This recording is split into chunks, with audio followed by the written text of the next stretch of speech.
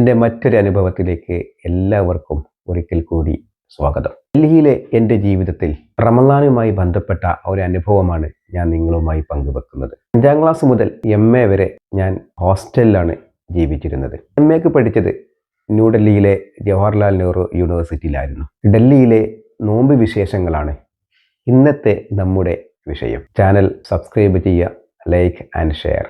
ഏറ്റവും ജനാധിപത്യ മൂല്യങ്ങൾ ഉയർത്തിപ്പിടിക്കുന്ന ഒരു ക്യാമ്പസ്, മതേതരത്വ മൂല്യങ്ങൾ ഉയർത്തിപ്പിടിക്കുന്ന ഒരു വലിയ ക്യാമ്പസ് ആയിരുന്നു ജവഹർലാൽ നെഹ്റു യൂണിവേഴ്സിറ്റി. ഡൽഹിയിലെ എൻ്റെ ആദ്യത്തെ നോമ്പ്. അങ്ങനെ റമളാൻ മാസപ്പിറവി കണ്ടു. റമളാൻ 1.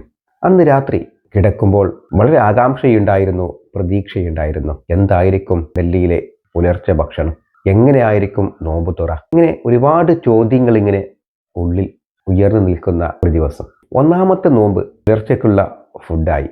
ഏകദേശം 4:30 മണിയായപ്പോൾ എൻ്റെ റൂംമേറ്റ്, അദ്ദേഹം നോമ്പെടുക്കുന്ന ആളായിരുന്നില്ല, എന്നിട്ട് പോലും 4:30 ആയപ്പോഴേക്ക് എൻ്റെ റൂംമേറ്റ് എന്നെ വിളിക്കാൻ തുടങ്ങി. അദ്ദേഹം ചോദിച്ചു, നീ നോമ്പെടുക്കുന്നില്ലേ? റൂംമേറ്റ് ഒരു ബീഹാറിക്കാരനായിരുന്നു. ബീഹാറിയായ ഇദ്ദേഹം നോമ്പെടുക്കുന്ന ആളായിരുന്നില്ല. അദ്ദേഹം എന്നെ തട്ടിയുണർത്തി. ഞാൻ എഴുന്നേറ്റു. പ്രതീക്ഷയോടുകൂടി ഞാൻ മെസ്സാളിലേക്ക് നടന്നു. മെസ്സാളിലെത്തിയപ്പോൾ ചില ആളുകളൊക്കെ ഭക്ഷണം കഴിക്കുന്നു. അങ്ങനെ ഞാൻ കണ്ടത് വളരെ വ്യത്യസ്തമായ ഒരു ഭക്ഷണമായിരുന്നു. ഒരു ഗ്ലാസ് പാല്, ഒരു എഗ്ഗ്, ഒരു പഴം. ഇതായിരുന്നു പുലർച്ചെയുള്ള ഫുഡ്. അങ്ങനെ അതും കഴിച്ച് നോമ്പ് എടുത്തു. അന്ന് ഡൽഹി നല്ല ചൂടായത് കൊണ്ട് തന്നെ വളരെ ക്ഷീണമുള്ള ഒരു ദിവസം.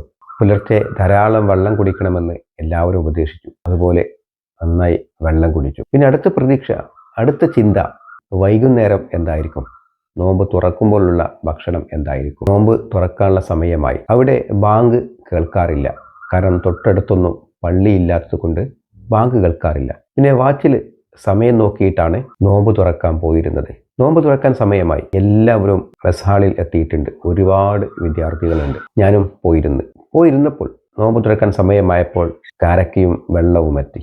അത് കഴിച്ചു. അതിനുശേഷം പിന്നീട് വന്നത് പുഴുങ്ങിയ പയറായിരുന്നു. ആ പയറും കഴിച്ച് ഞാൻ വീണ്ടും ഇരുന്നു, ഇനി എന്തെങ്കിലും വരുമോ? പക്ഷേ ഒന്നും വന്നിരുന്നില്ല. ഇത്രയായിരുന്നു നോമ്പ് തുറക്കുമ്പോൾ ഉള്ള ഭക്ഷണം. പക്ഷെ അതിനുശേഷം 7:30 ആകുമ്പോൾ സാധാരണ ഉണ്ടാകുന്ന രാത്രിയിലെ ഫുഡ് കിട്ടും. ഇത്രയായിരുന്നു നോമ്പ് തുറക്കലും. 5ാം ക്ലാസ് മുതൽ ഡിഗ്രി വരെ ഉള്ള എൻ്റെ ഹോസ്റ്റൽ ജീവിതം. ആ സമയത്തുണ്ടായിരുന്ന നോമ്പ് എടുക്കുന്ന സമയം, നോമ്പ് തുറക്കുന്ന സമയം, ഈ സമയത്തൊക്കെ നല്ല ഭക്ഷണം കഴിച്ചാണ് ഞാൻ ഉണ്ടായിരുന്നത്. എന്നാൽ ഡൽഹിയിലേക്ക് എത്തുന്ന സമയം, നോമ്പ് എടുക്കുന്ന സമയത്തും നോമ്പ് തുറക്കുന്ന സമയത്തുണ്ടായ ആ ഭക്ഷണ രീതിയിലുണ്ടായ വ്യത്യാസം, അത് ഇപ്പോഴും ഞാൻ ഓർത്തെടുക്കുന്ന ഒന്നാണ്. കാരണം കേരളത്തിൽ നമ്മൾ പഠിക്കുന്ന സമയത്ത്, കേരളത്തിലെ ഏത് ഹോസ്റ്റലാണെങ്കിലും നോമ്പ് എടുക്കുന്ന സമയം പ്രഭാത ഭക്ഷണം നല്ല ഭക്ഷണമായിരിക്കും. അതുപോലെ നോമ്പ് തുറക്കുമ്പോൾ ഉണ്ടാകുന്ന ഭക്ഷണവും നല്ല വിഭവസമൃദ്ധമായ ഭക്ഷണം തന്നെയാണ്. പക്ഷെ ഇതിൽ നിന്നും വളരെ വ്യത്യസ്തമായ ഒരു ഭക്ഷണമായിരുന്നു ഡൽഹിയിലെ ജവഹർലാൽ നെഹ്റു യൂണിവേഴ്സിറ്റിയിൽ ഉണ്ടായിരുന്ന ഭക്ഷണം. അന്ന് ഞാൻ കണ്ട മറ്റൊരു കാഴ്ച, അവിടെ തറാവി നിസ്കാരം റൂമിലും ഹോസ്റ്റലിൻ്റെ വിവിധ ഭാഗങ്ങളിലും ആളുകൾ നമസ്കരിക്കുമായിരുന്നു. കാരണം തൊട്ടടുത്തൊന്നും പള്ളിയില്ലാത്തത് കൊണ്ട് ഹോസ്റ്റലിൻ്റെ വ്യത്യസ്ത ഭാഗത്തായിട്ട് ആളുകൾ നിസ്കരിക്കുന്നത് കാണാമായിരുന്നു. അത്രയും കൃത്യനിഷ്ഠമായി അമല് ചെയ്യുന്ന ആളുകളെയും നിസ്കരിക്കുന്ന ആളുകളൊക്കെ അവിടെ കാണാമായിരുന്നു.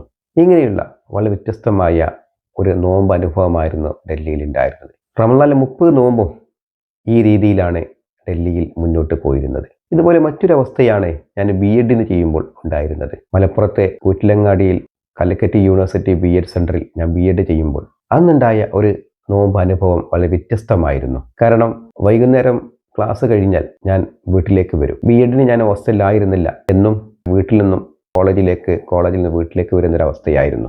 പക്ഷെ ഇവിടെ ഉണ്ടായ മറ്റൊരു അനുഭവം, വീട്ടിലേക്ക് വരുമ്പോൾ പലപ്പോഴും എൻ്റെ നാട്ടിൽ ബസ് ഇറങ്ങുമ്പോൾ ബാങ്ക് വിളിക്കാനായിട്ടുണ്ടാവും. അങ്ങനെ ടൗണിൽ ഞാൻ ഓട്ടോ കാത്തിരിക്കുമ്പോഴേക്ക് ബാങ്ക് വിളിച്ചിട്ടുണ്ടാവും. പലപ്പോഴും ഞാൻ നോമ്പ് തുറന്നിരുന്നത് റോട്ടിൽ വെച്ചായിരുന്നു. കോളേജിലേക്ക് പോകുമ്പോൾ എൻ്റെ ബാഗിൽ 1-2 ഈത്തപ്പഴം ഉണ്ടാകും.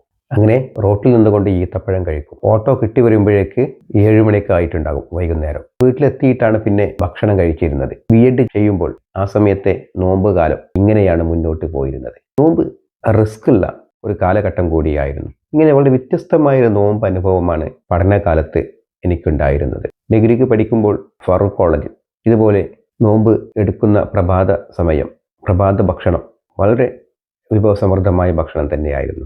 നോമ്പ് തുറക്കുമ്പോഴും ഈ കേരളത്തിലെ ഹോസ്റ്റലുകളിൽ നല്ല ഭക്ഷണം കിട്ടുമായിരുന്നു. സ്കൂളിലാണെങ്കിലും കോളേജിലാണെങ്കിലും ഇതേ അവസ്ഥയായിരുന്നു.